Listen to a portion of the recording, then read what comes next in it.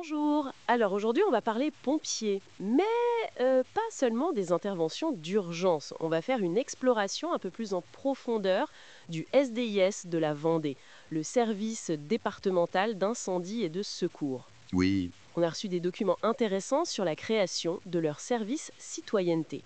C'était en 2021 et ça détaille un peu leur mission.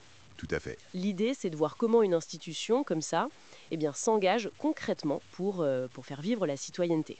Alors, on y va. Oui, et c'est une approche assez révélatrice.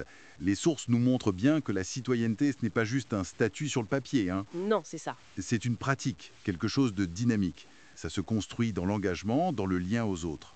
Et le SDIS vendéen, il nous en donne une illustration très parlante. Alors, commençons par la base. C'est quoi être citoyen d'après ces textes? Parce que la définition a bougé, on dirait. Bah oui, C'est être membre d'une communauté, ok, avec des droits, les libertés, le vote, mais aussi des devoirs. Respecter la loi, payer ses impôts, la défense. oui, les classiques. Et il y a cette phrase qui m'a marquée. Être citoyen aujourd'hui demeure donc indissociable d'une certaine forme d'engagement dans la cité. L'engagement, c'est clé. Exactement. Ce qui est frappant, c'est ce lien direct, très fort entre citoyenneté et action. Et l'engagement du pompier, surtout le volontaire, Oui, il est présenté comme l'illustration parfaite. pourquoi? Parce qu'il y a cette idée de mettre en gage sa propre personne, d'accepter des risques, mais pour l'intérêt collectif. C'est vrai. Et ce n'est pas si neuf. La loi Mossec d'Inéville 4 sur la modernisation de la sécurité civile, elle visait déjà un peu ça. Faire du citoyen un acteur de sa propre sécurité. Pas juste quelqu'un qui attend qu'on vienne le sauver, quoi. D'accord. Mais les documents, ils ne cachent pas non plus les problèmes. On sent poindre une sorte de crise. L'individualisme qui monte, la confiance qui s'érode. Oui, la défiance envers les institutions. Voilà. Et la fin du service national, ça a joué aussi, peut-être. Mais ce n'est pas si simple, c'est ça? Non, c'est plus nuancé. C'est vrai, il y a ces tendances de fond. Mais en même temps, on voit aussi ce que les textes appellent un sursaut de citoyenneté. Ah oui. Mais surtout après les attentats de 2015, par exemple. Et puis, chez les jeunes, il y a un vrai désir de s'engager, de faire quelque chose. Et le SDIS de la Vendée, justement, on a l'impression qu'il essaye de capter cette énergie. Et comment ils font concrètement? Parce que la liste des actions est assez longue. Ah oui, l'approche est vraiment multiple. Bon, il y a la promotion du volontariat chez les pompiers, évidemment, ça c'est la base. Bien sûr. Mais ça va beaucoup plus loin. Ils ont les cadets de la sécurité civile pour les collégiens. Ils accueillent des jeunes en service civique, des jeunes du SNU, le service national universel. D'accord. Ils ont aussi des partenariats avec les employeurs pour que ce soit plus facile pour un salarié d'être pompier volontaire à côté. Oui, le label employeur partenaire, c'est ça? Exactement.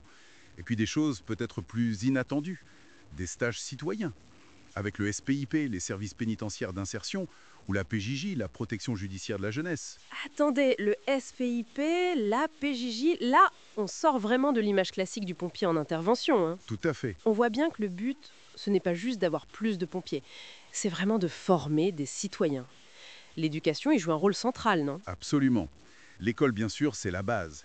Mais les interventions des pompiers dans les classes, les formations aux gestes qui sauvent, c'est vu comme un levier hyper puissant. Un levier éducatif? Oui, un vieux protocole défense-éducation nationale de 82 est même cité pour dire que cette mission éducative, elle est là depuis longtemps. Et puis le SDIS participe à des trucs locaux comme Vendée Civisme, le passeport du civisme. Le but affiché, c'est de développer un vrai savoir-être citoyen. Ils utilisent ici les outils d'aujourd'hui, j'ai vu. Oui, Les civic tech. oui, l'application Lave est mentionnée par exemple, ou leur site web. C'est aussi une façon de toucher les gens et de valoriser cet engagement.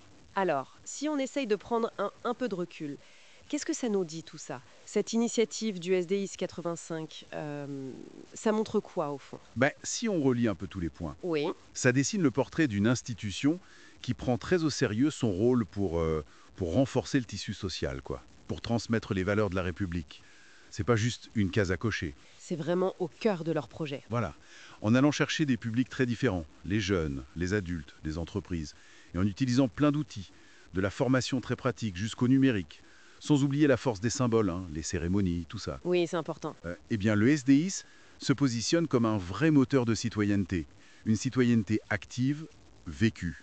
Donc, pour résumer notre exploration, cette étude de cas du S10 de la Vendée, ça suggère que la citoyenneté, bon, elle n'est peut-être pas si moribonde qu'on le dit parfois. C'est ça. Elle n'est pas figée, elle se construit, elle se vit tous les jours par des engagements très très concrets. C'est un exemple assez inspirant de comment une institution pour nourrir ce collectif. Tout à fait. Et ça nous amène peut-être à la réflexion finale, qui est d'ailleurs dans les textes. On ne naît pas citoyen, on le devient. Belle formule. Oui. Et face à toutes ces actions qu'on a vues, menées par le SDIS, la question finalement, ce n'est peut-être pas tant de savoir si la citoyenneté est en crise ou pas, mais plutôt de se demander comment chacun, à son niveau, individuellement, collectivement, comment on peut choisir de la faire vivre, de la réinventer jour après jour. Une question ouverte pour terminer. Merci beaucoup pour cet éclairage. Merci à vous.